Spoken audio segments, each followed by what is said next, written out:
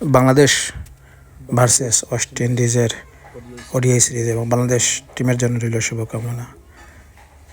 বিগত যে ম্যাচগুলো বাংলাদেশ ভার্সেস আফগানিস্তানের সাথে হোয়াইট ওয়াশ হয়ে বাংলাদেশ ব্যর্থতা নিয়ে দেশে ফিরে এসেছে, এর দায়ভার বাংলাদেশ ক্রিকেট বোর্ডকে নিতে হবে। কেননা তাদের বেয়াখালী সিলেক্টরের জন্য বাংলাদেশ আফগানিস্তানের সাথে হোয়াইট ওয়াশ হয়ে ওডিআই সিরিজে ফিরে এসেছে, তা বাংলাদেশের জন্য দুঃখজনক।